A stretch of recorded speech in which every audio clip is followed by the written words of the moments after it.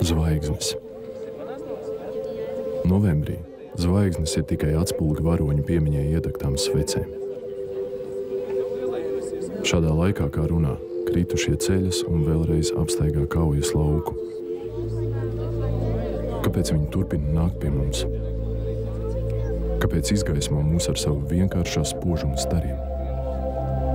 Viņi saka, brīnums, ka saucat par brīnumu mūs. Jā, visiem nebija kurpju, bet bija cerība nosargāt valsti. Jā, nakts bija tumša, bet izrādījās, ka bijām vairāk par tiem, kas novērsās, kas aiz muguras tirgojās, smīnēja slepus vai slēpās. Tāpēc mēs nākam, jo vēlamies sajust, ka paliekat uztveršanas zonā, un mēs varam runāt. Jauns novembris ieradies. Zvaigznes tik spožas, kā atkāpjas tumsa.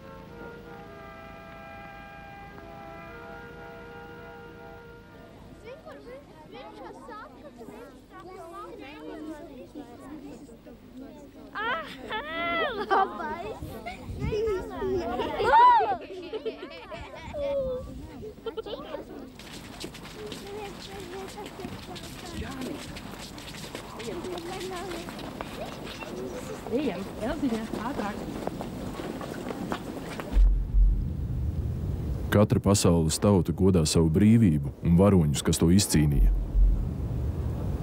Mums Latvijā ir savs 11. novembris, Lāčplēša diena. Tā ir diena, kad atkal esam vienoti un spēcīgi.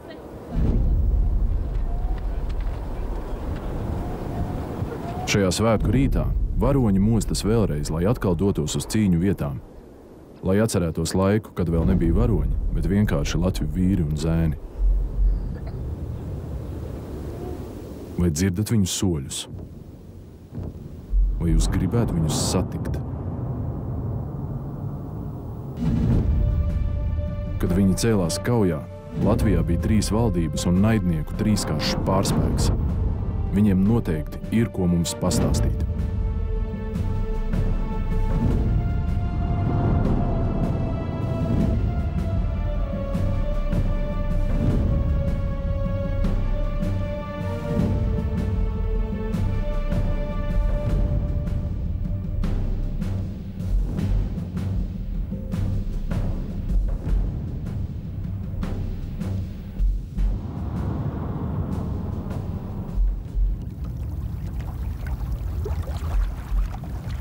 1919. gada 8. oktobrī sākās Rietumu brīvprātīgo armijas uzbrukums Rīgai. Uz Latvijas Republikas galvaspilsētu devās 50 000 vācu un krievu bandītu, kā viņi paši sevi sauca. No tiem tiešo kaujas spēku veidoja aptuveni 18 000 bermuntiešu.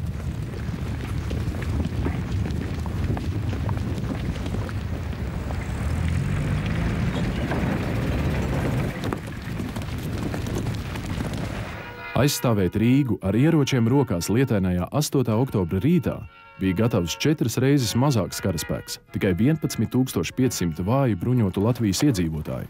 un kuriem frontē pret Bermonta karaspēku bija knapi 5000. Šī cīņa bija liktenīga ne tikai jaunajai Latvijas valstī. Tā pirmkārt bija liktenīga latviešiem kā nācijai, kuru uzvaras rezultāti bija tik lieli un tautas vienotība tik neredzēta, kā iespējams nekad vairs visā 20. gadsimtā. Bet pats galvenais – šeit, Daugavas krastos, izšķīrās modernās Eiropas liktenis. Tās Eiropas, kādu mēs to pazīstam šodien. Šīs trauksmainās rudens dienas ieguvušas nosaukumu Bermontiāde. Vēlāk savos memoāros par šiem pāris mēnešiem rakstīja kāds vācu virsnieks.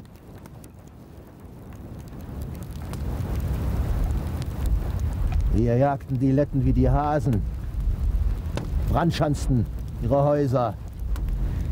Wir töteten jeden, der in unsere Hände kam. Wir brannten alles nieder, was nur brennen konnte. Wir sahen alles in rotem Licht, wir hatten keine menschlichen Gefühle mehr. Wir ließen den Letten nichts.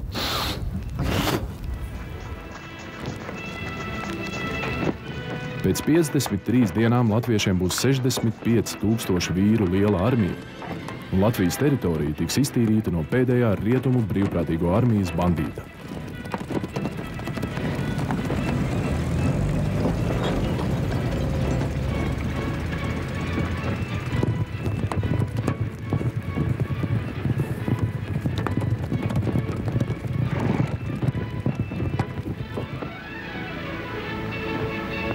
Pēc Pirmā pasaules kara sabruka Krievijas, Austro-Ungārijas un Vācijas impērijas. Arī Lielbritānija un Francija īsti konfliktā uzvarējušas nebija, jo miljoniem savu vīru bija ziedojušas šim briesmīgajam karam.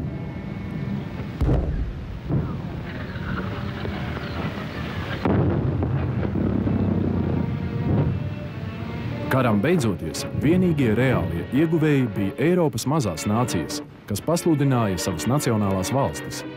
Par šo pašnoteikšanās procesu sajūsmā nebija ne Lielbritānija, ne Francija, ne vēl jo vairāk Vācija un Krievija. –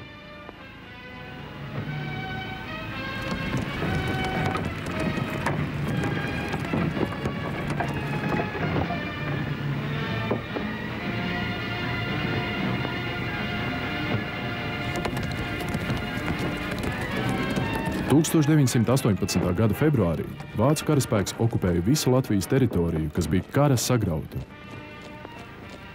Nesen bagātās saimniecības pārvērstas pelnu čupiņās, un smags, nospiedošs klusums nomāca Latvijas pilsētas. 70% Latvijas iedzīvotāji atstājuši savu dzimteni, cits labprātīgi, cits piespiests. No 800 000 Kurzemes iedzīvotāju palikuši vien 210 000.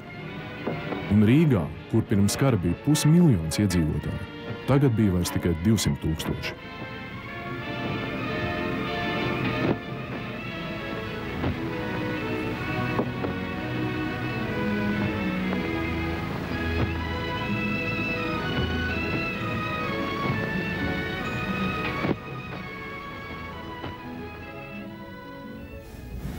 1918. gada 18. novembrī Rīgā tagadējā Nacionālā teātra telpās Latvijas partiju organizācija Tautas padome proklamēja Latvijas republiku un nosauca pirmo pagaidu valdību. Tomēr Kārļa Ulmaņa vadītajai pagaidu valdībai, kas sludināja līdz šim vēl nezināmus vārdus brīvība un neatkarība, liela tautas daļa toreiz vēl neticēja. Toties latviešu lielinieki Pētera Stučkas vadībā, kas jau lauzās no padomu Krievijas uz Latviju, solīja visus gadsimtiem krājušos jautājumus atrisināt ātri un radikāli. Un pats galvenais, viņi tūlīt solīja zemniekiem zemi. Ja Kārlis Ulmanis būtu pateicis šos maģiskos vārdus zemi par brīvu, viņam būtu bijis latviešu karaspēks. Bet Ulmanis tajā brīdī nebija gatavs teikt šos atbildības pilnos vārdus, jo šis lozungs radītu konfliktu ar vietējiem Latvijas vāciešiem un viņu atbalstītājiem Vācijā. Vāciešu militārā palīdzība cīņā pret lieliniekiem tajā brīdī bija nepieciešama kā nekad. Ļeņina valdība Krievijā virzīja pret Latviju labi bruņotu un organizētu 10 000 vīru karaspēku, kas galvenokārt sastāvēja no latviešu sarkanajiem strelniekiem. Kā lai tauta negaida un nesveic mājās pašu varonīgos dēlus. Tiesa vēlāk vislielākais pārsteigums latviešiem bija sarkano ķīniešu piedalīšanās intervencē pret Latviju, īpaši zemniekiem, kuri tādus šķībacēnus cilvēkus nebija redzējuši. Jaunās Nacionālās Latvijas armija bija tik maza, ne vairāk par 440 karavīriem, un viņi nevarēja apturēt lielinieku pārspēka iebrukumu. Tomēr šie daži simti karavīri bija nācijas lepnums. Pašaizliedzīgie studenti, skolnieki un karēvji pulkvežu Oskara Kalpaka un vēlāk Jāņa Baloža vadībā. Sarkanās armijas spiediens lika pagaidu valdībai Nacionālo vienību sargātai atkāpties caur Jelgavu uz Liepāju. Tajos mēnešos 8. Vācu armija pēc sabiedroto noteikumiem no okupētajiem apgabaliem Baltijā uzsāka atkāpšanos uz Austrumprūsiju. Latvijā parādījās jauni vārdi. Viens no tiem bija Landesvēri. Landesvēristu uzdevums bija pasargāt baltvācu īpašumus un ģimenes Latvijā no draudošajām lielinieku briesmām. Otrs jaunais vārds bija Dzelzs brigāde. Tās vadība tika uzticēta Pirmā pasaules kara veterānam majoram Jozefam Bišofam, kas vēlāk ņems aktīvu dalību Bermontiādē pret Latviju. Abu šo militāro formējumu rašanos iedvesmoja Vācijas pilnvarotais Latvijā Augusts Vinnings, ambīcijām bagāts un aktīvs politiķis, kurš tobrīd skaitījās sociāldemokrāts, bet nākotnē kļūst par nacistu. Vinnings neslēpa savu nicinājumu pret latviešiem, kurus uzskatīja par nekulturāliem, utainiem austrumu cilvēkiem. Un par savu misiju viņš uzskatīja gan baronu, gan Vācijas interešu nosargāšanu Baltijā, veicinot kolonistu ieceļošanu. Latvijā kolonistu ieceļošanu realizējuši visi okupācijas režīmi, un vislielākos apmērus šis process pieņems pēc Otrā pasaules kara 50 padomju varas gados, radot nopietnus draudus latviešu nācijai mūsdienās jau 21. gadsimtā. 7. decembrī, kad lielinieku rokās krita alūksne, Kārļa Ulmaņa pagaidu valdība parakstīja vienošanos ar Vinningu par Latvijas karaspēka dibināšanu. Šajā karaspēkā ietilpa gan latvieši, gan baltvācieši un krievi vācu komandieru vadībā un nosauca to par Landesvēru. Šis nosaukums nacionāli noskaņotiem latviešu karavīriem un Ulmanim izrādījās pavisam neveiksmīgs, jo Ulmans, kurš jau tāpat nebaudīja latviešu nācijas plašu atbalstu, tautas acīs tagad bija kļuvis par pilnīgu vācu marioneti. Un šī vācu marioneti mēģina aizkavēt īsto latviešu puišu sarkano strelnieku uzvaru. 29. decembrī notika vēl trakākas lietas.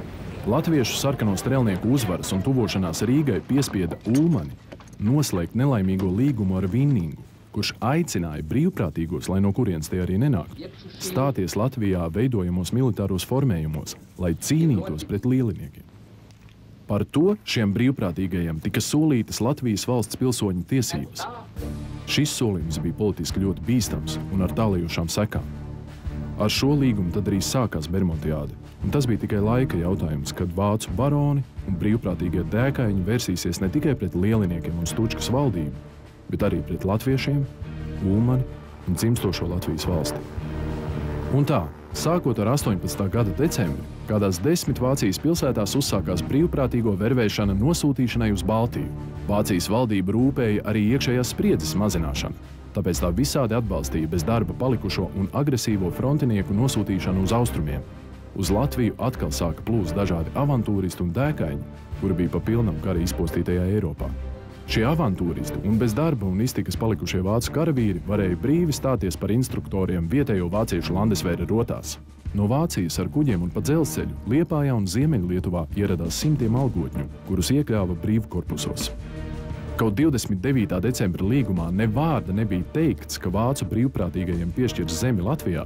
Vācijā vervēšanas biroji sludinājumos avīzēs to solīja. –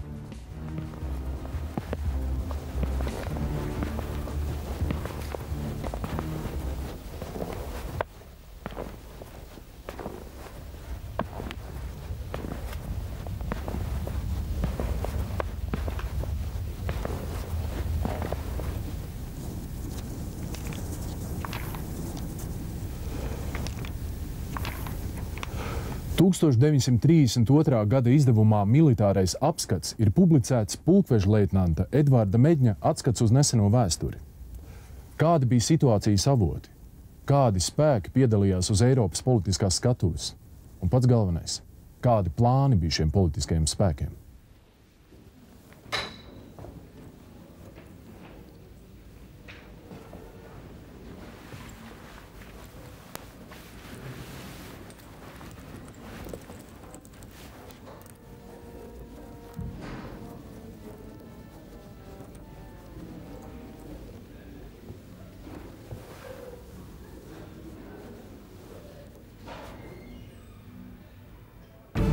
Ģenerālis Rīdigers von der Goltz. Dzimis 1865. gadā Prūsijā. Beidzis kara akadēmiju, dienējis Vācijas armijas ģenerālštābā. Pirmā pasaules kara laikā komandējis 12. Landesvēra divīziju. 1918. gada sākumā Goltzu iecēla par Vācijas armijas divīzijas Ostzē komandieri un aprīlī nosūtīja palīgā Somijam cīņā pret sarkano gvardi Somijas pilsoņu karā. Somu ģenerālis Mannerheims jau pašā sākumā bija pratis attiecības ar Goltzu izveidot tā, lai visiem būtu skaidrs, ka vācieši Somijā ieradušies tikai sniegt palīdzību, un pēc misijas beigām no Somijas tiem būs jāizvācas. Latvijā toreiz nebija neviena augstāka pakāpes virsnieka, pret kuru Goltzam būtu tik liels respekts kā pret Mannerheimu. Kārlis Ulmans gan mēģināja būt šajās attiecībās noteicējs, bet tas viņam neizdevās. Pāvels Rafailovičs Bermonts, dzimis 1877. gadā Tiflisā, ebreja un gruzīnietes ģimenē, ieguvis muzikanta izglītību. Krievu-Japāņu kara laikā Bermonts dienēja Primorskas dragūnu pulkā, vēlāk paaugstināts par praporščiku. Sākoties Pirmajam pasaules karam, Bermonta dienesta vietas bija Kaukāza rajons, kur ticis paaugstināts štābsrotmistra pakāpē. Pēc kara un lielinieku revolūcijas Krievijā Bermonts savos memoāros apgalvo, ka aktīvi piedalījies gāztā Krievijas cara ģimenes atbrīvošanas mēģinājumos. 1919. gada sākumā viņš aizbrauca uz Vāciju, kur atradās ap 200 000 krievu karagūstekņu. Saņēmis vācu militāristu atļauju un atbalstu, Bermonts Zalcvēdeles gūstekņu nometnē sāka formēt krievu karagūstekņu brīvprātīgo nodaļu cīņai ar lieliniekiem Krievijā. Zalcvēdelē Bermonts uzdevās par pulkvedi un nedaudz vēlāk savam uzvārdam pievienoja titulu Kņazs Avālovs. Tas, ka šāds cilvēks spēja iemantot Jelgavā drūzmējušos vācu un krievu karavīru uzticību, liecina, kāds morāles līmenis valdīja šajā rietumu brīvprātīgo armijā. Bija grūti iedomāties lielākas atšķirības kā tās, kuras šķīra Ulmaņu pagaidu valdību ar izglītotiem tautsaimniekiem, juristiem, publicistiem un bermontiešu bandītiem. Šiem spēkiem plāni bija tik plaši, ka jaunās Latvijas valsts iznīcināšana tajos ieņēma vienu niecīgu ievada vietu. Von der Goltz un Pāvels Bermonts, kas bija šo plānu tiešie realizētāji, sīksti centās panākt nodomāto. To divkāršie mērķi dažbrīd lika tiem rīkoties ar divkāršu enerģiju. Šai kontekstā ir simbolisks stāsts par bermontiešu ložmetējnieku, kas Pārdaugavas ielās sīvi turējās pretim mūsu uzbrukošajiem karavīriem. Viņš izšauj pēdējo patronu un tad saļimst līdzās savai tikko apklusušajai nāves mašīnai. Lielā plāna būtība bija pēc lielinieku gāšanas Krievijā izveidot militāru savienību ar šo politiski restaurēto lielvalsti un panākt revanšu par Vācijas zaudējumu Pirmajā pasaules karā. Šādi apvienoti vācu un krievu spēki būtu lielākais militārais potenciāls Eiropā, kas piespiestu sabiedrotos pārskatīt Vācijai tik pazemojošos Versaļas līguma noteikumus. Ja Goltza un citu imperialistu plāni īstenotos, tādas Eiropas valstu kartes, kādu mēs pazīstam šodien, iespējams nebūtu.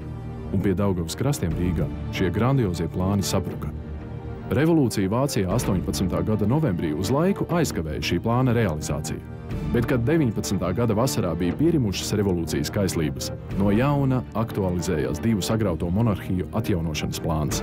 Pēc bermontiešu sakāves pie Rīgas Goltz Vācijā saviem kritizētājiem uzsauca: Was spottet und grinst ihr? Nicht ich bin vernichtet, sondern der ganze historische deutsche Drang nach Osten. Für viele, viele Jahre dürfen sich jetzt unsere Hoffnungen nicht mehr über die Wisla, Nemuna und Düna hinaus erstrecken. Toreiz Goltz vēl nenojauta, ka no viņa satriektās ēnas iznirs un veidosies nacisti, kas no jauna pacels karogu ar saucieniem uz austrumiem.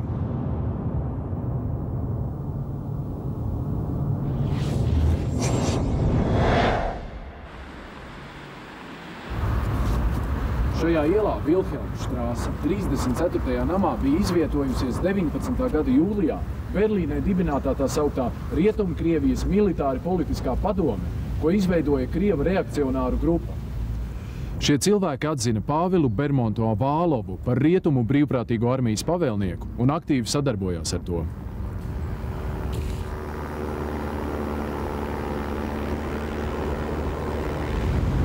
Kā jebkuram lielam plānam, arī šim bija nepieciešami lieli finanšu līdzekļi. Tāpēc militāra politiskā padome septembrī nosūtīja Morgana bankas vadībai slepenu dokumentu. Dokumentā padome lūdz bankai piešķirt milzīgu aizdevumu – 300 miljonus vācu markas kara darbības nodrošināšanai Baltijā. Ķīlā Krievu reakcija sola savu aktivitāšu rezultātā iegūtos kustamos un nekustamos īpašumus. Šāds nākotnē vērsts nodrošinājums tik lielai naudas summai skaidri liecina, ka šī plānotā darījuma maskējas jaunā Vācijas sociāldemokrātu valdība, jo Morgana impērija, kuru mūsdienās daļa vēsturnieku uzskata par līdzatbildīgu Pirmā un Otrā pasaules kara un vēlāk Vjetnamas kara izraisīšanā, tāpat vien neizsniegs 300 miljonus kaut kādai Krievu reakcionāru grupai. Garantijas bija vajadzīgas, un tādas pastarpināti sniedza Vācijas valdība. Rezultātā 19. gada septembra beigās starp Rietumkrievijas valdību un Morgana banku tika noslēgts līgums. Cik izdevīgs šis līgums ir Vācijas valdībai, bija lasāms līguma tekstā. Morgana banka, aizdodot Krievu reakcionāriem 300 miljonus, pretī prasīja tiesības Krievijas teritorijā ierīkot lidmašīnu darbnīcas, zemūdeņu un kuģu būves un dažādu kara materiālu fabrikas. Versaļas līgums Vācijai aizliedza savā teritorijā ražot kara materiālus. Ar Morgana bankas līguma starpniecību Vācijas valdība atrada lielisku iespēju, kā pārcelt savas ražotnes uz Krieviju, tādējādi formāli apējot sabiedroto uzspiesto līgumu un nezaudējot savas kaujas spējas.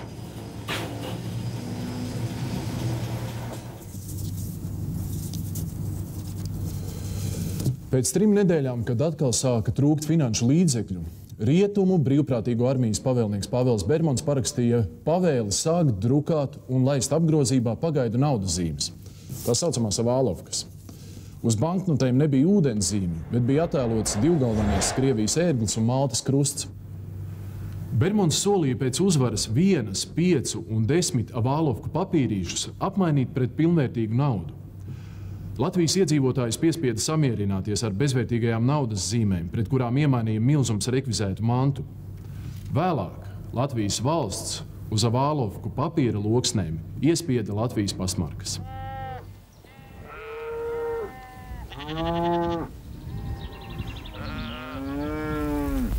Kurzemes iedzīvotājiem Bermonta armijas vajadzībām rekvizēja 2899 zirgus, 1735 govis, 2674 cūkas, 1294 aitas un 8789 mājputnus.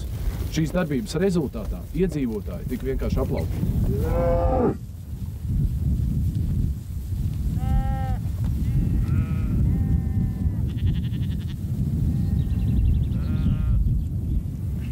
1919. gada marta sākumā sākās vācu karaspēka un latviešu vienību pretuzbrukums Lielinieku armijai. Ar panākumiem vācu latviešu karaspēks cauri Kurzemei virzījās uz Sarkano Rīgu. Pa to laiku aizmugurē Liepājā Golds un Vinnings daļēji atklāja savus īstos plānus, kad puča laikā Liepājā 16. aprīlī centās gāzt Ulmaņa pagaidu valdību. Pučs izdevās tikai daļēji, jo Ulmani vāciešiem sagūstīt neizdevās. Pagaidu valdība 2 mēnešus bija spiesta dzīvot uz Tvaikoņa Sarātovu, Angļu karakuģu apsardzībā.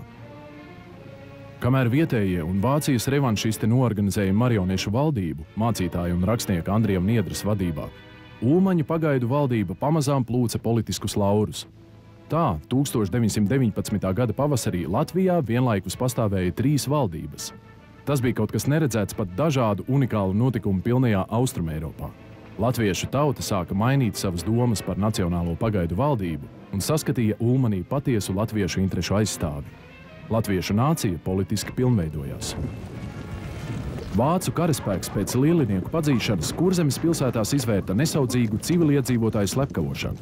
Tāpat kā 1905. gadā par pavadoņiem pieteicās vietējie baroni, parūpējoties par viņiem nevēlamu latviešu fizisku iznīcināšanu. Uz vismazāko aizdomu pamata par simpatizēšanu Lieliniekiem Talsos nošāva 30 cilvēkus, slepkavoja Kandavā un Dundagā. Ventspilī līdz 16. aprīlim tika nošauts ap 200 personu. Kuldīgā dažu dienu laikā vācieši nošāva 136 cilvēkus. Jelgavā nošāva ne tikai vīriešus, bet arī sievietes un pat pusauģus, kuru sanitāru vilciens bija iestrēdzis Jelgavā. Jelgavā upuru kopskaits pārsniedz 500 cilvēkus. Latviešu tautā landesvērs ieguva apzīmējumu landeszvērs. 22. maijā vācu karaspēka vienības pirmās ieņēma Rīgu un padzina Stučkas lielinieku valdību, kas savus valdīšanas mēnešos ar gandrīz patoloģisku naidu un teroru bija iznīcinājusi daudzus turīgos Rīgas iedzīvotājus, galvenokārt baltvāciešus. Turpmākajās dienās rīdzinieki piedzīvoja tik asiņainu vāciešu atriebību, ka tai neatrast cita vārda kā kara noziegums. Vācieši bez tiesas nogalināja ap 4000 cilvēku, pārsvarā latviešus. Liktenīgā sadursme starp vāciešiem un latviešiem tuvojās ar grieķu traģēdijas nenovēršamību. Izlīgums vairs nebija iespējams. Šai sadursmei bija lemts notikt 2 cēlienos. Pirmais cēliens bija Cēsu kaujas, kas skaidri atklāja vācu plānus. Tā vietā, lai turpinātu cīņu pret Stučkas lieliniekiem Latgalē, vācieši vērsa savu karaspēku pret neatkarīgās Igaunijas un Ziemeļlatvijas spēkiem. Cēsu kauju laikā latviešu noskaņojums jau bija radikāli mainījies. Tas bija pirmais īstu nacionālu jūtu uzplūds. Tomēr vācieši šajās kaujās pilnībā sakauti netika, jo ar kategorisku nostāju iejaucās Briti, piespiežot visām naidīgajām pusēm parakstīt pamieru. Sabiedrotie vēl cerēja vācu karaspēku izmantot cīņā pret lieliniekiem. Strāzdu muižas pamieris starp igauņu un latviešu karaspēku un vāciešiem ieviesa pauzi starp naidīgajiem spēkiem. Von der Goltz atvilka savu karaspēku līdz Jelgavai un Bauskas rajonam, un tur arī palika. No Vācijas nepārtraukti Jelgavā pienāca jaunas vācu brīvprātīgo vienības, ieroči un munīcija. Kad Goltz nepildīja solījumu iet pret lieliniekiem, sabiedrotie piedraudēja Vācijas valdībai ar blokādi. Goltz veica tālredzīgu gājienu 21. septembrī noslēdzot ar Bermontu formālu līgumu par vācu karavīru pāriešanu Krievu dienestā. Tūlīt Vācijas valdība oficiāli paziņoja, ka daļa no Goltza karaspēka ir sadumpojusies un pārgājusi Krievu rietumu armijas dienestā un ka vācu vienību Latvijā vairs nav. Beidzot, 3. oktobrī Vācijas Nacionālā sanāksme bija spiesta atsaukt ģenerāli Goltzu ar visu štābu uz Vāciju, jo viņa politika un izaicinošā izturēšanās pret sabiedroto militārajiem pārstāvjiem vairs nebija paciešama. Goltz formāli atkāpās, bet pēc atrādīšanās Berlīnē atgriezās Jelgavā, kur turpināja iesākto politiku.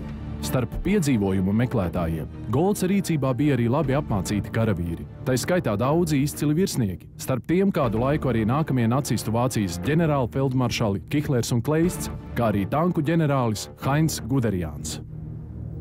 Kamēr tika formēts Bermonta karaspēks, britu ģenerālis Māršs 26. augustā uzaicināja Bermontu uz Rīgu, kur kopā apspriedē ar Baltijas valstu armiju vadītājiem aicināja kopīgai cīņai pret lieliniekiem.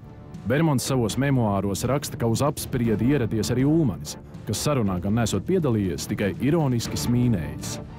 Bermonta naids pret Ulmani un latviešiem auga. Ulmani viņš uzskatīja par plebeju, kaut gan tāds bija Bermonts pats, nevis izglītotais un solīdais Ulmanis.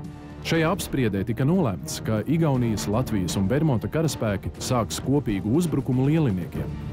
Par uzbrukuma sākumu tika noteikts 15. septembris. 27. septembrī Baltgvardu ģenerālis Nikolais Judeņičs deva rīkojumu Bermontam pārvest rietumu brīvprātīgo armiju uz Narvas ziemeļu fronti. Bermonts atteicās šai pavēlei pakļauties, palikdams Latvijā. Šīs nosacītās grieķu traģēdijas otrais cēliens jau tuvojās. 1. oktobrī Bermonts nolēma sākt uzbrukumu Rīgai. Viņa rīcībā bija 4 karaspēka daļas – Dzelzs divīzija, Vācu leģions, Kellera un Virgoliča korpusi.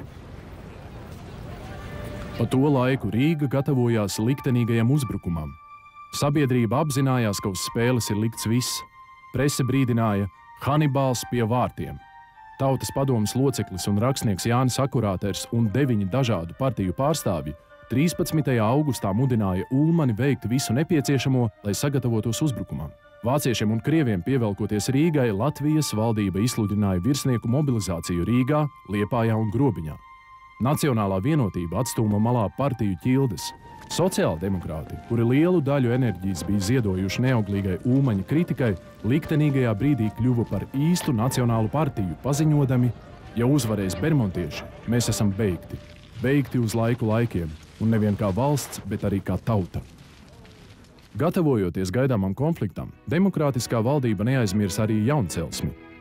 Vispilgtāk to iemiesoja Latvijas universitātes dibināšana 28. septembrī.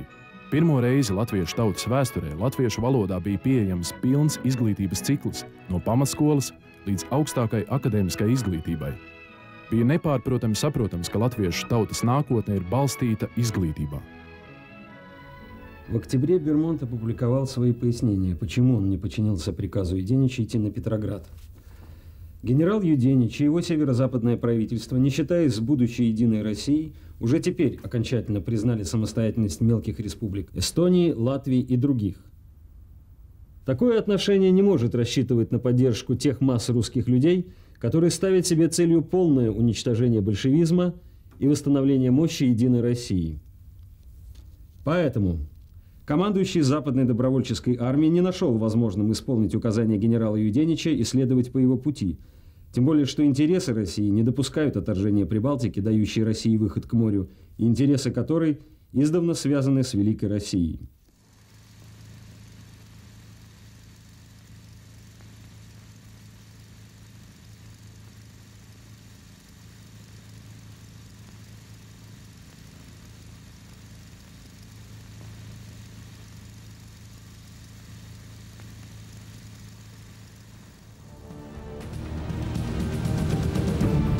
Oktobrī sākās Rīdigera von der Goltza izstrādātais plāns Blitzschlag – uzbrukums Rīgai, ieņēma Tukumu un Jūrmalu. Smagas cīņas norisinājās pie Rīgas Jelgavas šosejas.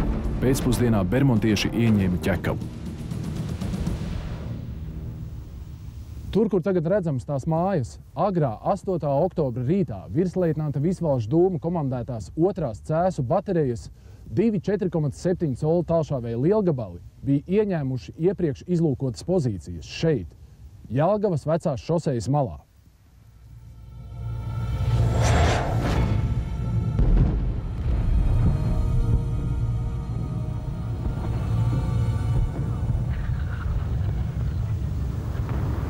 No virsleitnanta Dūma atmiņām apmācies pelēks rudens rīts.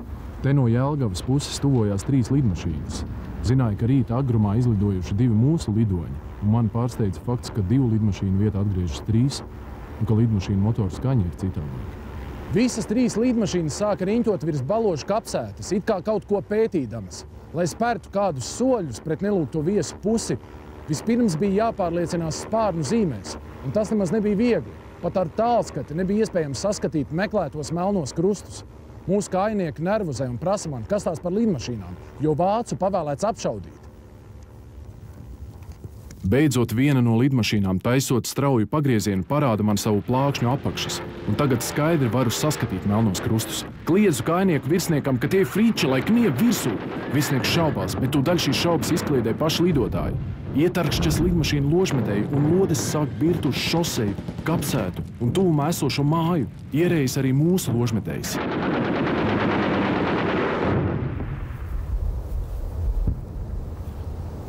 Am 8. Oktober hat die Armee Vermonts den Flankenangriff eröffnet. Die meisten Kräfte der Deutschen Legion unter Führung von Kapitän Sievert eröffneten ihn bei Großwürzau Richtung Keckau. Vorne bewegte sich das Badische Sturmbataillon unter Führung von Rittmeister Krause d'Avier sowie die Abteilung von Baron Medem und die Abteilung der schweren Maschinengewehre des Damm. Kilometer hinter dieser Avantgarde folgten die meisten Kräfte der Deutschen Legion, die Gruppen Waltenland, die Abteilung Stieber und das Freikorps Weigmann. An der rechten Flanke war die Abteilung Brandis, die sich von Stelpenhof durch Reschenhof nach Bad Baldon und Melzendorf zubewegte. Hauptziel der Schlacht war es, unsere Einheiten hinter dem Fluss Düna zurückzuziehen. Südlich bewegte sich die Gruppe Götze, die die Wege nach Jakobstadt und Friedrichstadt erkunden sollte. Paralēli šai kustībai agri no rīta te Slampes stacijā tika izsēdināti 2. plastuņa pulka 1. bataljona krievu karavīri, kas devās Tukuma virzienā. Ap 8 no rīta krievi un bruņotais vilciens ielēns Tukumu no rietumiem un austrumiem. Tika sagūstīts un atbruņots mūsu spēku nelielais garnizons. Dažiem mūsu karavīriem izdevās paglāpties, iebēgot tuvējā mežā. 1. plastuņu pulka 3. bataljona avangards arī ap 8 no rīta ieņēma Mēlužus un devās tālāk uz Majoriem. Pie Vecdubultu šauruma notika kauja ar Jūrmalas komandatūras komandu, kas neizturēja uz spiedienu, atkāpās pāri Bulduru tiltam līdz Babītes stacijai. Nelielas bermontiešu daļas pārgāja tiltu un ieņēma Priedaini.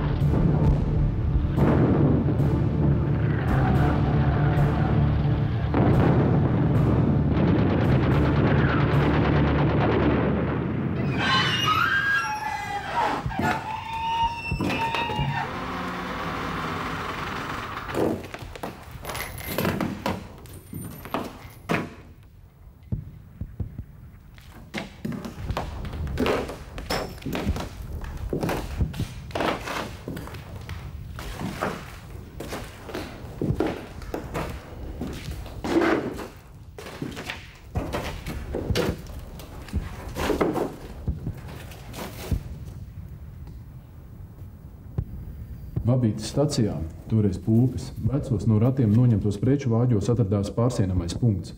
To vadīja kāds ārsts, kurš vēlāk nošāvās. Atklājās, ka viņš ir uzdevies par mediķi, lai piekļūtu morfijam un kokaīnam.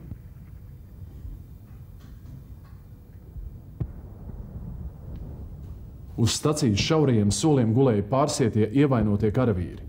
Kad vācu kavalērija pārgāja Bulduru tiltu, pārsienamo punktu steigā evakuēja. Ķekavas pozīcijas aizstāvēja 5. cēsu kājnieku pulka 6. rota, 100 cilvēku un 2 vieglo ložmetēju sastāvā. Šīs pozīcijas bija labi nocietināts jau Pirmā pasaules kara laikā, un mūsējie iespēja robežās tās uzlaboja. Vācieši apšaudīja mūsu pozīcijas no vieglajiem lielgabaliem šeit, Ķekavas kalnā. Pa to laiku citas vācu grupas devās ielenkt mūsu pozīcijas no sāniem. Šī manevra dēļ ap 12. mūsēji bija spiesti atkāpties. Ar laiviņām pārcēlās uz Doles salu un tad tālāk uz Daugavas labo krastu, kur pievienojās 4. Valmieras kājnieku pulka 2. bataljonam. Vācu leģions ieņēma Ķekavu un novietojās atpūtā. Šī vācu pauze ļāva mūsējiem pārgrupēties un pievilkt papildu spēkus. Bermontieši šī dienā kaujās bija nogājuši 40 km, un līdz Daugavas tiltiem Rīgā bija atlikuši tikai 16 km. Rīgā 8. oktobra rīts iesākās mierīgi. Ap 10. virs Rīgas parādījās 3 bermontiešu lidmašīnas, kas nometa vairākas bumbas Torņakalna stacijā, kur stāvēja 1. bruņotais vilciens. Lidmašīnas apšaudīja vairākas vietas ar ložmetējiem, nenodarot būtiskus zaudējumus. Latvijas armijas vadība saņēma ziņojumu, ka Bermonta rietumu brīvprātīgo armija uzbrūk visā dienvidu frontē. Vācijas sūtniecības darbinieki slepus atstāja Rīgu un aizbrauca uz Jelgavu. Karaspēka vienībām, kas atradās Rīgā, pavēlēja sagatavoties iziešanai uz fronti palīgā mūsu priekšējām daļām, kas jau cīnījās. Bija nepieciešami papildu spēki, tāpēc armijas vadība pavēlēja no Latgales frontes nekavējoties izsūtīt uz Rīgu 2. bruņoto vilcienu, 2 lidmašīnas, Valmieras pulka 1. un 3. bataljonus. Steidzami no brīvprātīgajiem sāka formēt jaunas rotas, un līdz vakaram Rīgā saformēja 7 jaunas rotas apmēram 700 vīru stiprumā. Diemžēl šīs jaunizveidotās rotas sastāvēja pārsvarā no veciem vīriem vai pārāk jauniem zēniem, kas nemācēja rīkoties ar ieročiem. Bija pat brīvprātīgo rota, kurā iekļāva Rīgas centrālcietuma ieslodzītos. Nākošās dienas kauju un atkāpšanās laikā šīs rotas sacēla pamatīgu apjukumu. No virsleitnanta Dūma atmiņām tuvojās pirmās uzbrukuma dienas pievakari. Pilnīgi negaidot uzzināja, ka mūsu kājnieki atstājuši Baložu kapsētu un tur palikuši manas baterijas 2 lauku telefona aparāti. Vēlāk noskaidrojās, ka aparāti zaudēti traģikomiska pārpratuma dēļ. Vācu artilērija pārsita uz telefona kabeli, kuru izlabot gājis telefonists Māziņš. Pēc šī bojājuma novēršanas vācieši pārsita kabeli vēlreiz. Šo bojājumu skrējis labot telefonists Tīdens, atstādams aparātus bez uzraudzības, jo Māziņš vēl nebija atgriezies. Šī brīdī mūsu kājnieki saņēma rīkojumu atstāt Baložu kapsētu un straujā tempā izpildīja pavēli. Telefonists Tīdens steidzies pie saviem aparātiem, bet prāvāka auguma kājnieki šaurajā ierakuma ejā notriekuši viņu gar zemi.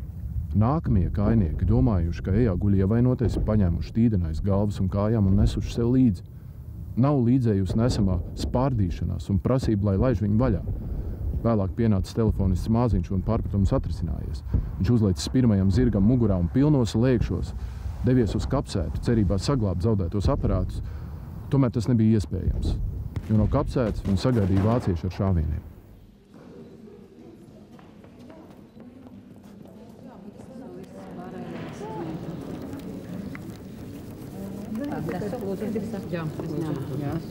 Jā, bet tas skaitot Latviju laikam visam. 8. oktobrī oficiāli darbu sāk Latviešu sieviešu palīdzības korpus. Visas šīs kauju dienas sievietes gādā karavīriem karstu tēju un lielus grozus ar sviestmaizēm. Palīdzības korpusa centrs bija iekārtots Latviešu biedrības namā Merķeļa ielā.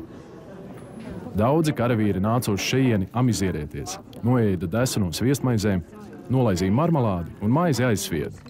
Karstās tējas vietā prasīja šņabi, bet daudziem no šiem karavīriem bija tikai 17 un vēl mazāk. Bija manāmas arī tādas palīdzības korpusa dāmas, kas sakravāja desas un cukuru savos grozos un Daugavmalas vietā tos aiznesa uz mājām.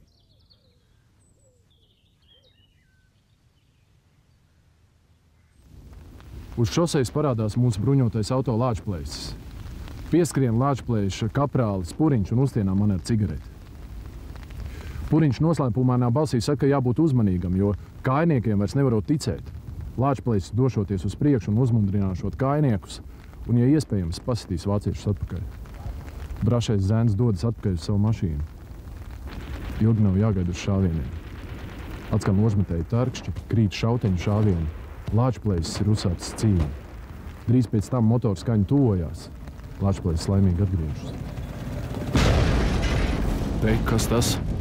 Uz šosejas parādās liels uzliesmojums, tam seko diezgan spēcīgs sprādziens. Motors apklust, uz šosejas kaut kas spēcīgi deg. Vāci saspridzinājuši Lāčplēsi. Atkal smags trieciens. Žēl man brašā kaprāļa Puriņa. Sāk līņāt. Lāčplēša katastrofa atstājusi smagu iespaidu uz kājniekiem, un tie sāk atkal atkāpties. 9. oktobrī Tautas padomes ārlietu ministra ziņojumu vienbalsīgi pieņēma rezolūciju, kuras 2 punkti nepārprotami liecināja, ka Latvijas tautas pārstāvji skaidri apzinās situācijas nopietnību, tauta nodrošinātu Latvijas neatkarību. Taunija un Lietuvijas miera sarunas pēc iespējas ātrāk noslēgt mieru viņai pret Vācu-Krievu reakcijas uzbrukumu. Zīmīgi, ka par rezolūciju balsoja visi, arī Latvijas ebreji, krievi un vācieši. Uz starpsaucienu baili ebrejs Trons atbildēja: mums nebūtu nav baili. Latvijas tauta apvienojās cīņai pret kopīgu jaunās valsts ienaidnieku. Tā cēlās uz cēsīm.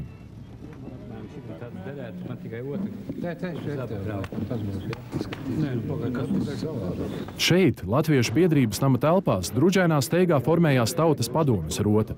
Tas nenozīmē, ka tā sastāvēja no deputātiem. Ierindā stāv profesori Balodis, Zālītis un citi. Skolotāji, rakstnieki, žurnālisti, mākslinieki. No smagām kastēm, kas tikko saņemtas, izceļ angļu šautenes. Tās vēl pavisam svaigas, ieeļotas ar dzeltenīgu ziedi, kas turpat rūpīgi jānotīra. Vecajiem profesoriem neveicas. Viņi pat nezina, kā šauteni iedarbināt. Rotas komandieris Bruno Kalniņš ir gados jauns, vēl jaunāks izskatā. Viņš māca un viņam paklausa bez iebildumiem. Profesors Balodis un vēl vairāki izrādās krietni tuvredzīgi. Kā varēs notēmēt? Padoms īs un skaidrs. Kārsē tikai pāri Daugavai. Dienā uz ierakumiem, naktī cilvēka augumā. Tikai liktenīgajā naktī, evakuējot Rīgu, rota izjuka un vairs neatjaunojās. Latvijas valdība, izprotot nopietno situāciju un ienaidnieka nospiedošo pārsvaru, 9. oktobrī steidzami sūtīja uz Tallinu īpašu delegāciju ar pilnvarām vēsties pie Igaunijas valdības ar lūgumu pēc militāras palīdzības. Tomēr sarunās noskaidrojās, ka par militāro palīdzību Igaunijas valdība izvirzīja 14 punktus ar pretprasībām. Starp šiem 14 punktiem Igaunija pieprasīja vairāku Ziemeļlatvijas pagastu atdošanu Igaunijai, ieskaitot Valkas pilsētu, vienpusējas finansiālās atlīdzības noteikšanu, visas karadarbības laikā iegūtās trofejas. Arī dažas tikko proklamētas mazās valstis jau slimoja ar lielo impēriju vīrusu. Protams, ka Latvijas pārstāvji šādas pretprasības nevarēja pieņemt, un mūsu delegācija bez nekā devās atpakaļ uz Rīgu.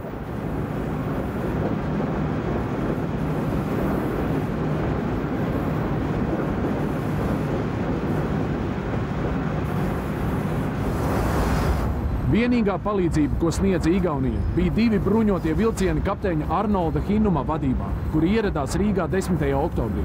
Kad vilcieni pienāca, Rīgu pāršalca gaišs priekastars. Nu mums ir ar ko atbildēt. Igauņu bāleliņi iztukšoja kādu degvīna bodi Kārļa ielā, un tad šāva tik braši, ka prieks klausīties.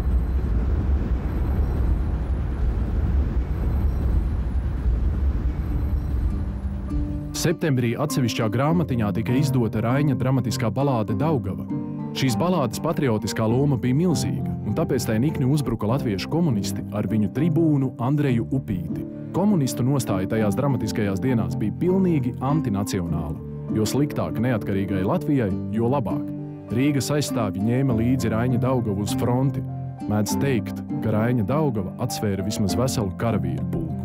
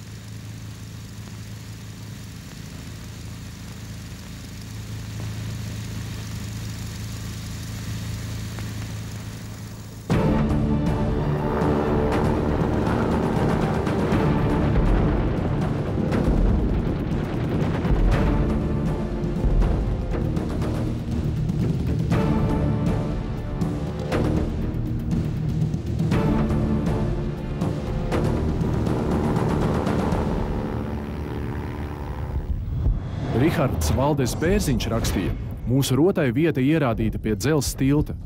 Tilta gals uzcelts, uzstādīti ložmetēji, un mūsu kareivji guļ, kur katram ērtāk, un skatās pāri Daugavai. No Pārdaugavas vācieši ber ar ložmetējiem. No Daugavmalas tirgus mūsu ložmetēji atbildēja. Vācieši sāk tirgu apšaudīt ar lielgabaliem. Pienāca maiņa, un mēs devāmies uz pilsētu, ātri pārskrietami klajas vietas. Pilsētā garām gājēju sejas tik bailīgas, kam bail, lūdzu uz Daugavmalu. Bailes pāries.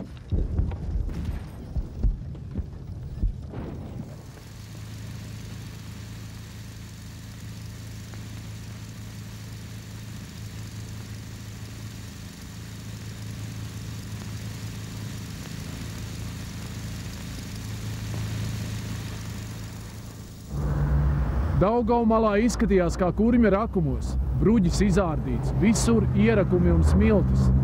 Gaisā svilpoja lodes, un ik pa laikam kādā mājā ietriecās lielgabala lādiņš.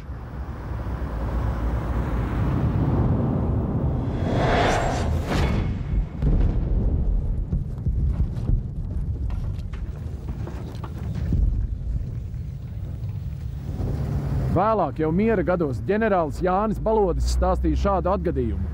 Apstaigājot Rīgas aizstāvēšanas dienās ierakumus Daugavas krastmalā, viņš kā jau pienāks jautājis zēniem ierakumos kā klājas, uz ko saņēmis vircotu atbildi sūdiski, pulkveža kungs, bet griba kauties ar uzbrucējiem nebija vājināta.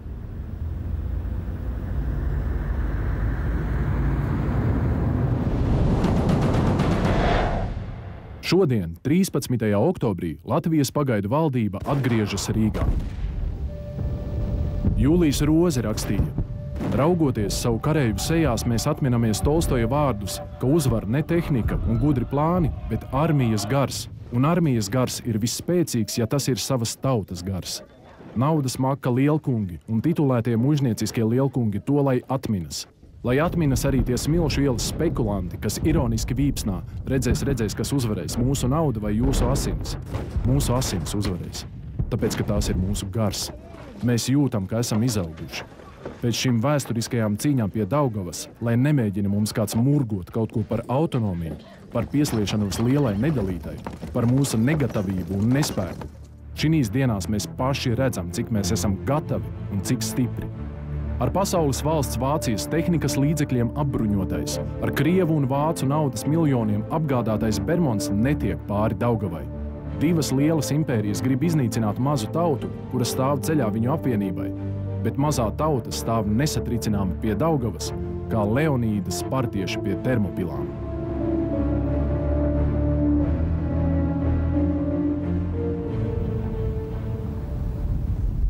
Pēterbaznīcas tornī sēdēja mūsu artilērijas novērotājs un koriģēja mūsu lielgabalu uguni.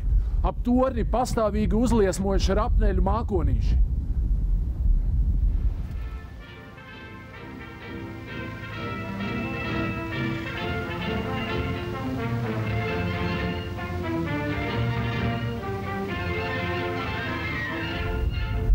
Vecerīgas ielas bija tukšas, veikalu logi bija izsisti un uz ielas mētājās no skatlogu plauktiem izbirušas preces. Visvairāk, protams, no šķembām bija cietuši vīnu tirgotavu logi, un dažam kareivim vienmēr pie rokas bija pa Hennessy pudelei. Политика Ульманиса рухнула, а вместе с ней все правительство Ульманиса. Теперь Ульманис сбежал от последствий своих деяний. Вас он бросил на произвол судьбы. Не верьте лживым слухам, якобы Западная армия пришла в Латвию для того, чтобы установить здесь власть баронов. Моя цель – борьба против большевиков, вплоть до их уничтожения. Кто мне поможет в этой борьбе, станет другом России. Кто мне будет препятствовать, станет врагом России. Но помните, рано или поздно Россия его сотрет. Bermontieši šāva uz Rīgu ar indīgas kaujas gāzes šāviņiem. Daudz iedzīvotāji saindējās vai gāja bojā. Šāda saindēšanās bija nāves cēlonis Dānijas lauksaimniecības ministrijas pārstāvim Rīgā Nīlsenam un viņa sievai. No apšaudes divreiz cieta amerikānis Orbisons, kas organizēja ASV produktu piegādi un bērniem domātu virtuvju ierīkošanu dažādās Latvijas pilsētās. Rudolfa Vīksnes atmiņas. Vakar pievakarē dabūju dzirdēt, ka laižot iet līdz Daugavmalai. Devos turp. Ejot pa Grēcinieku ielu, nekādus bagātus iespaidus neiegūju. Tikai klusums, tukšums, sastingums, logu drumslis. Sašķēdītas lietus trubas, netīrība. Savā steigā es te atdūros kā pret asu dzeloni. Lielas, tumšas, biezu asiņu peļķes, kuras sarecējušas vienā gabalā ar biezu kārtu stiklu drumsliņu. Cik uzzināju, tad te ar bumbas šķembelēm grūti ievainoti 3 cilvēki. Viens no viņiem paguvis vēl tikai aizskriet līdz lielajai pils ielai, kur tad saļims beigts. Tālāk pilsētā bojājumi no ienaidnieka lielgabala šāvieniem uzejami tikai retumis, piemēram uz Nikolaja un Elizabetes ielu stūra Grīnvalda kafejnīcā, kur esot nogalināts namīpašnieks Leņš.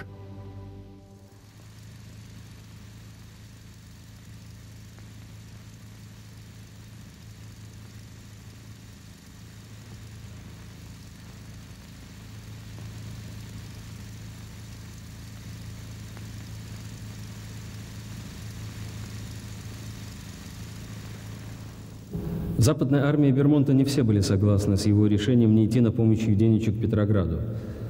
Так, в октябре 1919 года Выргалич написал эмоциональное письмо всем офицерам армии Бермонта. Вот выдержки из этого письма.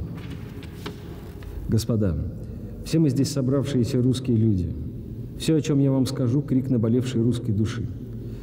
Итак, мы приняли за основу всех наших действий мирную оккупацию Прибалтики в надежде на то, что при возрождении в недалеком будущем эти области к тому времени уже будут русскими. Поэтому, господа, всех нас, а вас еще раз, Павел Михайлович, прошу об исполнении заветного желания корпуса идти на большевистский фронт, предоставив тыл нашим доблестным приятелям-немцам. Начнем же, господа, учить наших друзей и врагов уважать русское властное слово. Что написано пером, того не вырубишь топором. Я готов ответить Родине за каждое свое слово. Sākoties bermontiešu uzbrukumam Rīgai, ģenerālis Nikolajs Judeničs paziņoja, ka šajā konfliktā viņš atbalsta Latvijas valdību.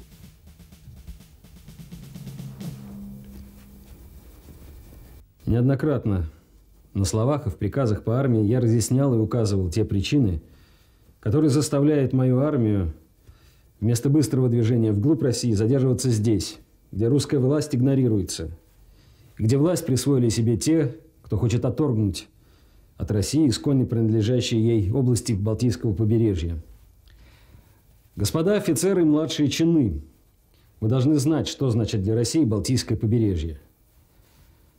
Это выход к морю не только для эстонско-латышских областей, но и для всей России, начиная с далекого Урала. Недаром великий император Петр I русской кровью проложил себе выход к морю и этим создал из России великую европейскую державу.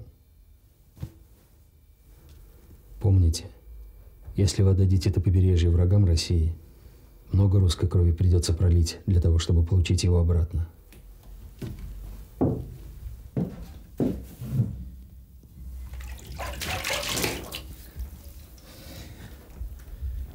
Полковник князь Овалов. Pirmais plānotais pretuzbrukums. Naktī uz 14. oktobri notika uzbrukums pāri tiltiem, forsēta Daugava pie Doles salas un Ikšķilas. 15. oktobra pēcpusdienā izcēla desantu Bolderājā. No Doles salas padzina vācu leģiona vienības. Rotas sakoncentrējās pie Vecmilgrāvja pārceltuves, tālāk pie jūras skolas, no kurienes ar bruņotu velkoni pārcēlās uz Bolderāju. Bruņotie velkoņi no kapteiņa tilta līdz klāja margām bija noklāti ar smilšu maisiem un smiltīm pildītām dubultsienām. Uzbrukuma pirmajā vilnī pārcēla 9. Rēzeknes kājnieku pulka 5 rotas, 2. – 2. bataljonu. Uzbrukumu vakarā apturēja, lai piegādātu rezerves un pārgrupētos. Iemesls arī bija neizdevīgais stāvoklis, atklātas pļavas, kuras bez lieliem upuriem nav iespējams šķērsot.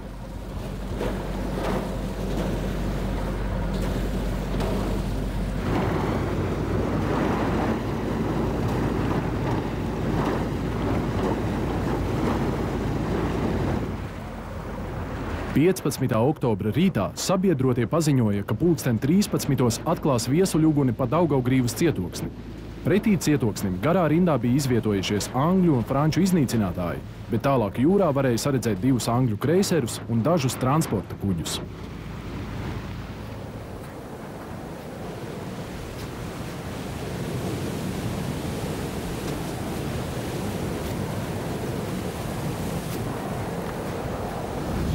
Visa flote bija padota franču jūras komandantam Prisonam. No viena franču iznīcinātāja krastā, Bermonta pusē, izkāpa kādi 10 franču matroži un raka maisos smiltis, lai nodrošinātu savu kuģi klāju no iespējamās Bermonta uguns. Vācieši stāvēja turpat 20 metru attālumā un neizpratnē noraudzījās.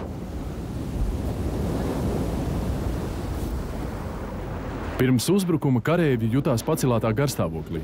Viņu acis dedzīgi vēroja sabiedroto karakuģus, kuri nostājušies kaujas gatavībā ar pret ienaidnieku vērstiem lielgabaliem gaidīja mūsu tuvošanos. Jau pa gabalu mūsējie vicināja cepures, sveikdami savus kaujas biedrus uz karakuģiem.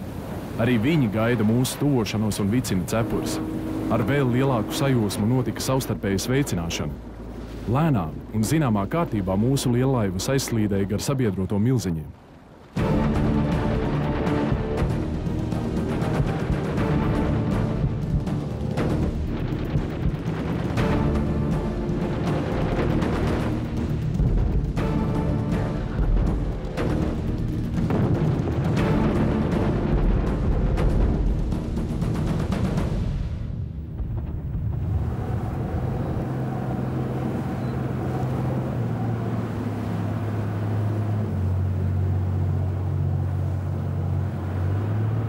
Rīgas jūras līcī bija stiprs vējš un lieli viļņi.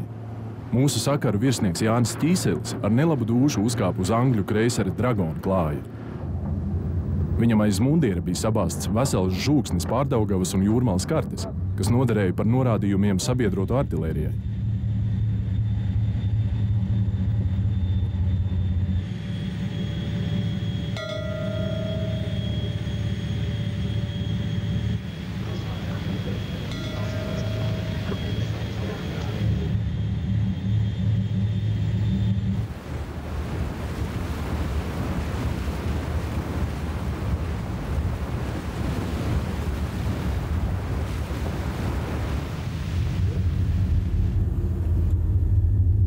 Tilta novietoja lielos jūras tālskatus. Ķīselis pielika acis pie stikla un pavisam tuvu krastā pamanīja vācu ložmetējus ar visu apkalpi. Iznīcinātāji apdūla priekšgala lielgabala stobrs, lēnām griezās uz šo nelaimīgo pusi.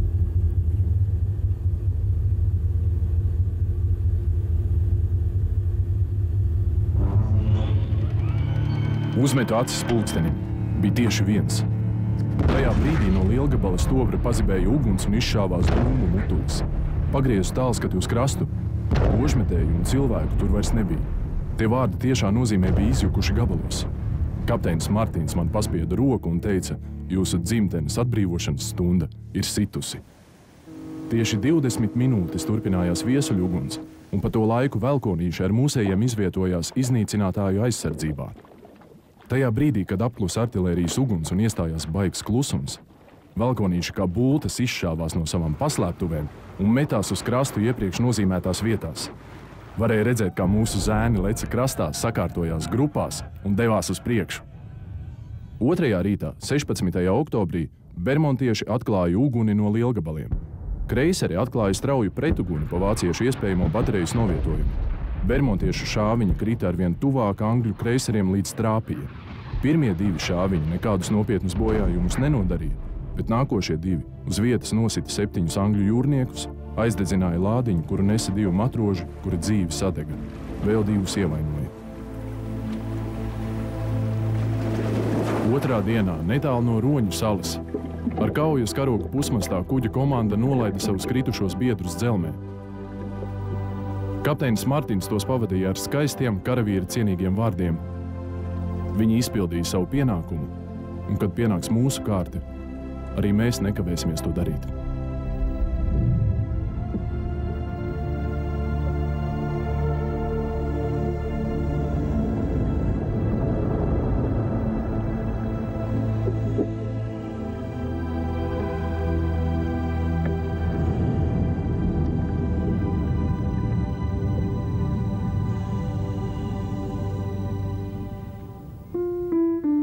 Pēc neveiksmīgā rīta uzbrukuma vācieši sāka šaut šāviņus ar indīgām gāzēm.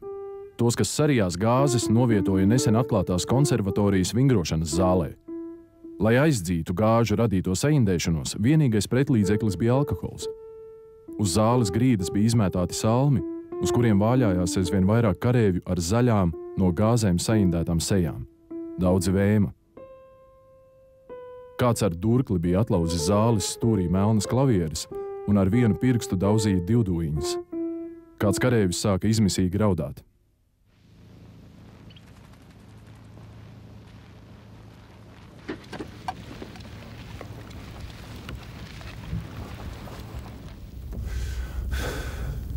No 17-gadīgā Marisa Vētras atmiņām. Dažus kilometrus aiz Bolderājas smilšu kāpās atradās mūsu ierakumi. Sausajās kāpu smiltīs izkašņāts grāvītis ar priekšā nosviestām dzeloņstiepļu tekatām.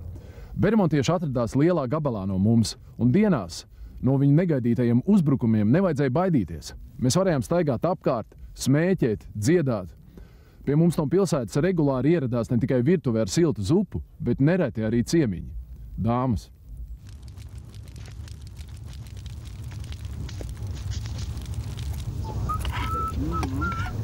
Katram kareivim bija sava maza kastīte vai groziņš, kur glabājās kāds veļas gabals, meitenes foto, dažam liekas Frencis un dažam kāda grāmata. Šīs karavīru mantas sakravāja ratos kopā ar ložmetējiem, munīciju un tuvāko dienu provianta devu.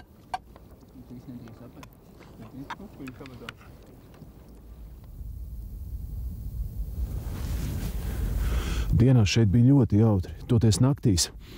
Sevišķi uz rīta pusi palika neveikli vēss. Mēs nodibinājām utu audzētavas.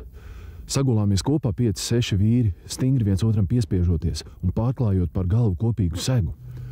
Taču taisnība bija mūsu zobotājiem. Utu sērgu šī siltā kopguļa izplatīja brīnišķos apmēros.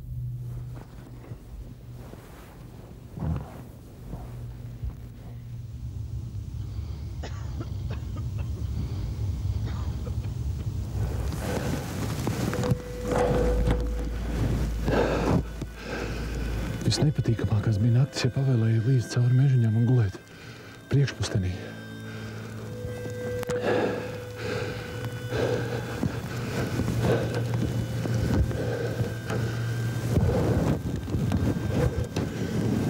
Pilnīgi viens. Naktī ar svarīgo atbildības sajūtu, tad guli aizslēpies aiz kādu krūmiņu un klausies, vai tikai nenāk, vai viņi nezogs mums uzbrukumā.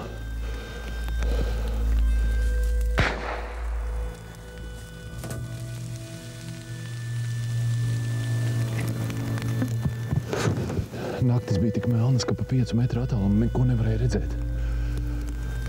Tu sēdi kā trudzi izplastām acīm. Trīci. Šim trīsām ir iemesls – bailes. Bailes ne tikai par savu dzīvību, bet arī par tiem, kas ir aiz tevis. Likās vienā brīdī ienaidnieks var būt ap tevi, un tad visas utu audzētavas var iznīcināt, pārsteigt un iznīcināt. Am 18. Oktober wurde ein Telegramm von Berlin nach Mittau geschickt. Die Firma Gette hat Vermont 8 Panzer gegen lettisches Leinen im Wert von 400.000 Deutschmark versprochen. Bis zum Empfang des Leinens wollte die Panzerfirma als Sicherheit oder Vorschuss 200.000 Deutschmark haben. Am kompliziertesten sollte der Transport der Panzer von Berlin nach Mittau sein, ohne dass die Letten oder die Verbündeten etwas davon erfuhren. Außerdem seien noch 12 ganz neue Panzer mittlerer Größe mit je 100 Pferdestärken zu haben. Auch für diese Panzer verlangte der Produzent 300.000 Deutschmark Vorschuss. Zusätzlich wären noch 500.000 Deutschmark für Ersatzteile nötig gewesen. Sobald das Geld in Berlin eingetroffen sei, sollten die Panzer binnen einer Woche in Mittau eintreffen.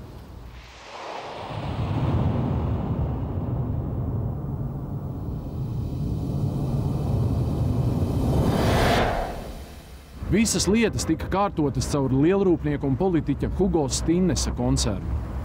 Tankus plānoja aizvest līdz Austrumprūsijas robežai, tur nomaskēt ar sienu un tad nogādāt Jelgavā Bermonta rīcībā. Samaksai par Bermonta armijai piešķirto aizdevumu 50 miljonu marku apmērā. Berlīnē izveidotais sindikāts 19. gada oktobrī izveda no Latvijas materiālās vērtības par 30 miljoniem marku. Šo pasākumu Vācija atbalstīja tādas ievērojamas firmas kā Krupp sindikāts, Šildes konsorcijas un vairāki ar finanšu aprindām saistīti vācu politiķi.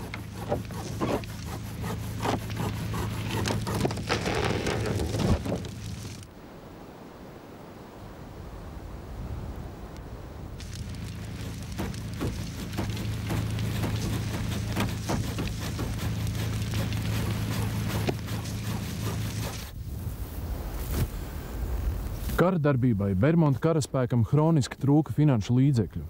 Bermonta plānos ietilpa kurzemes, mežu, muižu un zemes ieķīlāšana starptautiskajām finanšu haizivīm.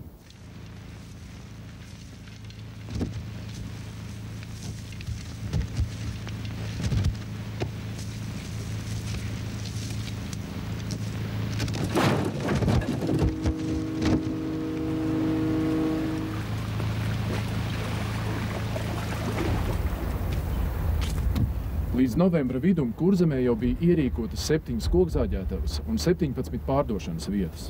Vācu diplomātiskais pārstāvis īpašumus Kurzemē novērtēja 50 miljonu mārciņu vērtībā.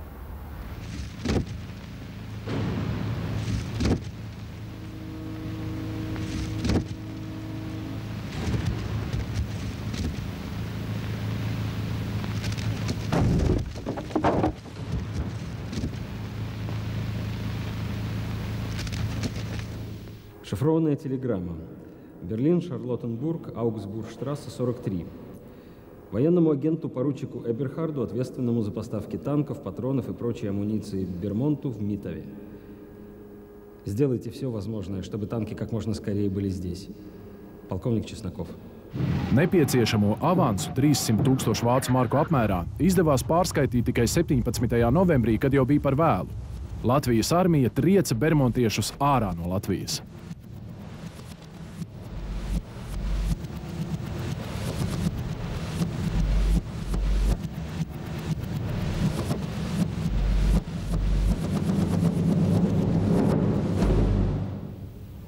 Bermontiešiem pamazām zuda cerības ieņemt Rīgu, tāpēc tie meklēja citus ceļus, kā sagraut mūsu aizsardzību. Viens šāds mēģinājums notika 19. oktobrī pie Jaunjelgavas, kur vācieši viena pēc otra veica uzbrukumus, un visas reizes ar nopietniem zaudējumiem tika atsisti.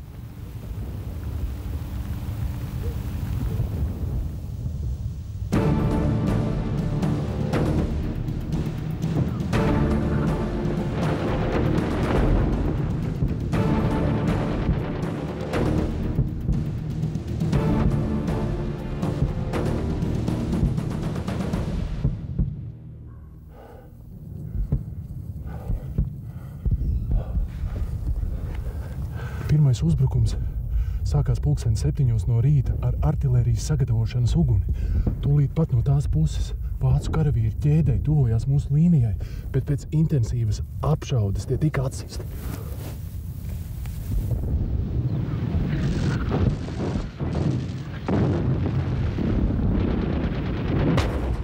Otrs uzbrukums sākās 9:00 no rīta. Tajā tika iesaistīta lielāka vācu karavīru grupa, bet arī tos izšķīdināja mūsu ložmetēju un šauteņu uguns.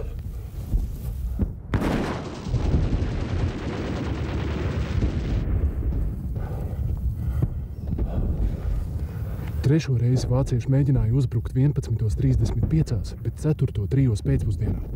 Arī šos uzbrukumus mūsu karēvi atsita ar lieliem zaudējumiem pretinieku pusē.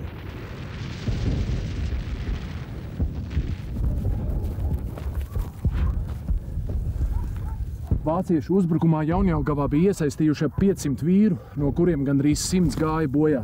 Šī uzbrukumā krita arī vācu dzelzs krusta bruņinieks ritmeistars von Jena. Mūsu zaudējumi – viens smagi ievainots virsnieks un viens karēvis, un viens viegli ievainots karēvis, kurš palika ierindā. Kārlis Skalbe mazās piezīmes. Šinīs dienās es redzēju latviešu Rīgu. Tik lepnu un tik skaistu es to nekad nebiju redzējis. Tie bija stingrie karēvju stāvi, kas ielās ienesa šo varonīgo slavu. Likās, ka arī cilvēki pa šo laiku ir izauguši par galvu lielāki. Visa pilsēta karo. Tas ir kas nepiedzīvots. Visa pilsēta atrodas pirmajās pozīcijās. Karo sievas, karo bērni, par kuriem laikrakstos var uziet vienkāršus un aizgrābjošus piemiņas vārdus. Mūsu mazā meitiņa krita no ienaidnieka granātas. Šrapneļi birst pār namiem, bet neviens nesūdzas. Neviens nesaka, mums vajag Rīgu atstāt. Dažās dienās Rīga ir likumiski atjaunojusies. Tā ir nokratījusi savu gļēvumu. Tā ir latviešu Rīga. Līdz šim mēs esam redzējuši tikai vācu un ebreju Rīgu. Šinīs dienās ir dzimusi latviešu Rīga, kura būs mūsu sirds, mūsu gars, mūsu griba. Siguldas pulka pirmās rotas karēvis Jānis Tupītis. Mani ievainoja pirmajā kaujas līnijā. Biju spiests atiet uz pārsienamo punktu, pa ceļam mani ievainoja vēl 2 reizes. Nespēju vairs iet uz priekšu un paliku uz vietas. Mani panāca vācu karēvi un sāka ar flintes razgaļiem stipri daudzīt. Izlikos par mirušu, tomēr vācieši neapmierinājās ar to. Viņi gribēja pārliecināties, vai tas tiešām tā. Vācieši saņēma manas rokas pirkstus un sāka locīt, bet es izlietoju beidzamos spēkus un turēju tos ciet izstieptus. Tādējādi pārliecinājušies, ka es tiešām esmu miris, viņi man izģērba gluži kailu un pameta zemē. Redzēju arī, ka vācieši manas ievainotos cīņas biedrus nošāva. Pazīstamais Amerikas korespondents Manns rakstīja Čikāgas avīzē Tribune šādi. Redzēju ap 1000 karēvju, kurus viņu nepietiekamā apģērba dēļ grūti bija saukt par armiju, un kuri ļoti atšķīrās no lielvalstu labi apgādātajiem karēviem. Gandrīz 50% no viņiem stāvēja kailām kājām uz tikko izraktas augstas zemes. Katram bija savāda formas cepure un savāds uzvalks, bet tikai nedaudziem pilnīgs. Disciplīna bija laba. Sargi uz posteņiem stāvēja nomodā un uzmanīgi sekoja mūsu gājienam pa ierakumiem. Armijas pārvalde izdara pašlaik rekvīzijas Latvijas pilsētās un miestos, kur ir dažāda veida apavu pieticība. Katrs pilsonis, kam vairāk kā viens pāris apavu, aicināts nodot tos armijai. Tāds ir to ļaužu stāvoklis, kuri dzen atpakaļ civilizācijas ienaidnieku.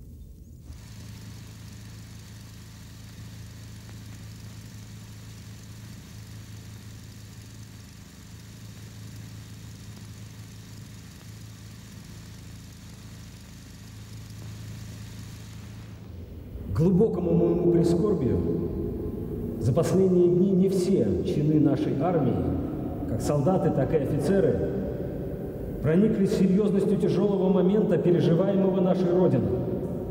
Мы хотели в союзе с латышскими войсками драться против большевиков. Нам помешали.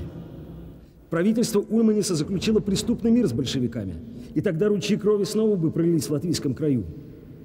Что бы произошло, если бы мы оставили у себя в тылу Ульманиса с его необузданной политикой и действиями, направленными во вред общему русскому делу? Поэтому, устраняя враждебную русскому делу власть Ульманиса, мы тем самым приводим сознание народных латышских масс к просветлению и убеждению, что они и мы – это одно целое. С нами Бог и крестная сила. Edvards Virze rakstīja, tie ir latvieši, pret kuriem ir vērstas šīs rindas. Tie ir lauku saimnieki, kuri būdami zemes īpašnieki, tur rokās visas pārtikas vielas un līdz ar to nostāda bada stāvoklī Latvijas pilsētas. Nē, viņi ir gatavi visu pārdot, gaļu, miltus, kartupeļus, bet tikai ne par to naudu, kuru izlaidusi mūsu valdība, bet par to, ko aizstāv Bermonts, Fondergolds, Kolčaks, Deņīkins, par Krievu naudu. Par Bulduru tiltu, Jūrmalas un Lielupes atslēgu kaujas sākās jau 4. novembrī. Tilta otrā galā novietotie bermontiešu ložmetēji visus uzbrukumu mēģinājumus atsita. Lai neciestu veltus zaudējumus šķērsojot atklāto apvidu, 8. novembrī 9. Reizeknes kājnieku pulka 9. rotas pusrota vēl tumsā novietojās Niedrēs pie paša tilta gala. Mūsu vieglā baterija atradās tepat Priedainas vasarnīcu rajonā. Tās novērotājs atradās pašā Lielupes krastā. Labāk tika noorganizēta sakare ar sabiedroto floti, un tās uguns šoreiz bija daudz precīzāka. 10:00 sāka šaut artilērija. Kapteinis Hermansons ar 3 rotām nesagaidījis artilērijas sagatavošanas uguns beigas, no Priedainas pār atklātu pļauju devās uz tilta galu. To pamanīja bermontiešu ložmetējnieki un no savām paslēptuvēm steidzās pie ložmetējiem, taču nepaspēja no tiem izšaut pat 2-3 patronas. Kad Niedrēs paslēpusies, mūsu pusrota bija uzlaikusi uz tiltam pāri un patriekusi ienaidnieku no tilta otrā gala. Pēc tilta ieņemšanas mūsu bruņotie kuģīši varēja ieiet Lielupē.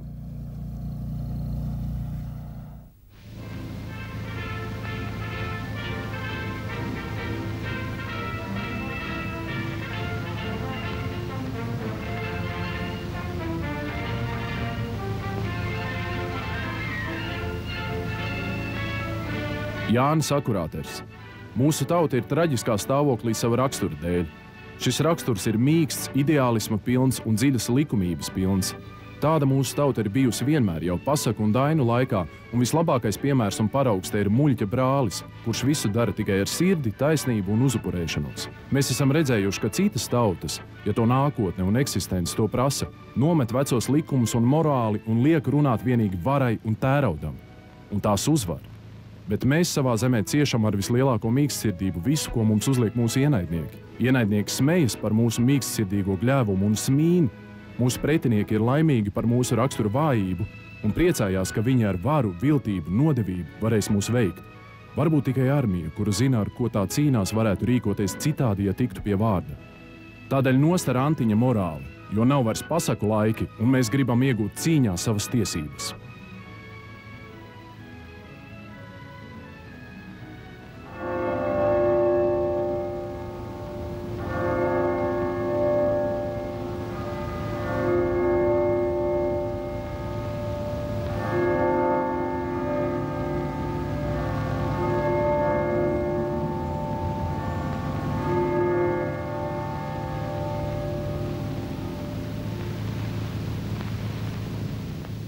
Aculiecinieki no Pārdaugavas atstāsta šausmu lietas.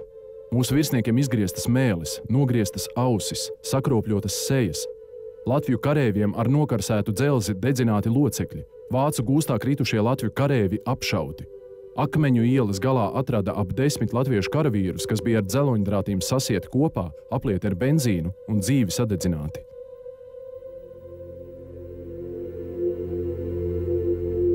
Novembrī atbrīvoja Pārdaugavu, un turpmāk šī latviešu tautai nozīmīgā diena tiks atzīmēta kā Lāčplēša diena. Diena, kad tika uzvarēta Bermonta armija, kaut gan cīņas par Latvijas pilnīgu atbrīvošanu vēl turpinājās visu novembri. Bermontiešu postījumi bija tik briesmīgi, naids pret latviešiem tik nevaldāms un rasistisks, ka arī latviešu pusē skanēja skaidra valoda. Nokaujiet! Dzeniet viņus pa visiem ceļiem, lai viņu nešķīstās asinis dzer mūsu zemi, rakstīja Edvards Virze. Līdz bermontiešu padzīšanai no Latvijas bija palikusi tikai 1 nedēļa, kad Vācijas valdība par viņiem atcerējās un paziņoja, ka pārņem Vācu-Krievu karaspēku savā aizbildniecībā, pieprasot Latvijai pārtraukt viņu vajāšanu. Latvijas atbilde bija nepārprotama. 23. novembrī Ulmaņa valdība paziņoja, ka tā atrodas kara stāvoklī ar Vāciju. 1. decembrī šī cīņa bija galā. Bermonta armija, uzsākot savu karagājienu uz Rīgu, bija gandrīz 50 000 vīru liela, tagad no tās bija palikuši pāris tūkstoši. Latvijas armija bija sākusi aizstāvēšanās cīņas ar 12 000 karavīru un beidza cīņas ar 65 000 lielu armiju, patriotisku un apzinīgu. Andrejs Iksens. Latviju kareiviem gan es teikšu tagad, rīt, parīt un vienmēr vienu un to pašu. Ja kāds gribas stiept roku pēc tavām asinīm apslacītās brīvotās tēvu zemes, tad pasaka viņam skaidri un gaiši: nāc paņem, ja tu vari.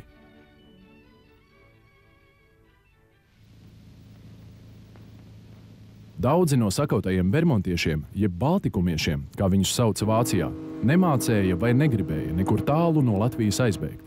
Daži apmetās uz dzīvi Klaipēdā, Vācu pilsētā, kuru 1923. gadā pievienoja Lietuvai. Citi baltikumieši devās uz Vāciju, kur 20. gadu sākumā pulcējās ap Ādolfu Hitleru. Viens no šiem baltikumiešiem, Rīgā dzimušais Maksis Šeibners Richters, bija nokļuvis līdz Minhenei, kur 1920. gada rudenī iestājās nacistu partijā. Šeibneram Richteram nācās nospēlēt uz vēstures skatuves svarīgu lomu. 1923. gada 8. novembrī Minhenē, tā saucamajā alus puča laikā, ap 2000 nacistu sadūrās ar policiju. Kāda policista raidīta lode trāpīja Šeibneram Richteram, nevis Hitleram, kuru iespējams Richters bija paspējis paraut zemē.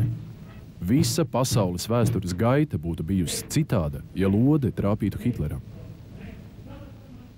Latvija bija pieteikusi karu Vācijai, un, lai cik tas neskanētu pārsteidzoši, uzvarējusi. Tieši šī uzvara radīja nopietnas diplomātiskas problēmas ar Vāciju, kura bermontiešus bija ņēmusi savā aizgādniecībā.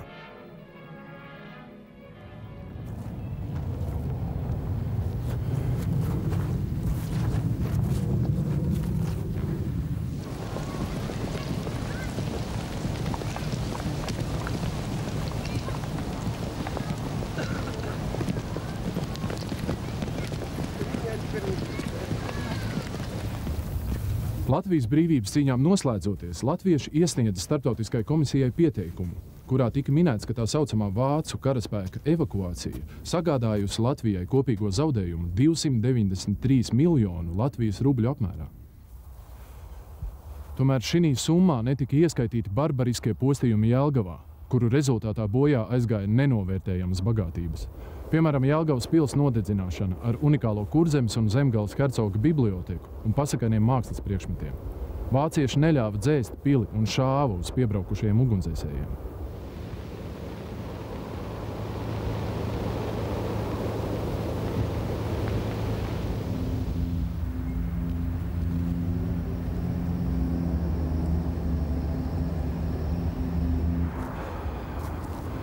Tāpat tika nodedzināta 1775. gadā dibināta akadēmija Petrīna ar visu unikālo biblioteku. Bet pats galvenais – daudzo Latvijas lauku iedzīvotāju traģiskā nāve, kuri uzdrīkstējās aizstāvēt savu īpašumu. Kad Latvijas armija bija atbrīvojusi lielāko Latvijas teritoriju no iekarotājiem, pienāca laiks gatavoties jaunākās un spožākās Latvijas zvaigznes Latgales atbrīvošanai. Tur vēl saimniekoja krievu un latviešu lielinieki, kaut arī pats Stučka jau bija devies uz Maskavu.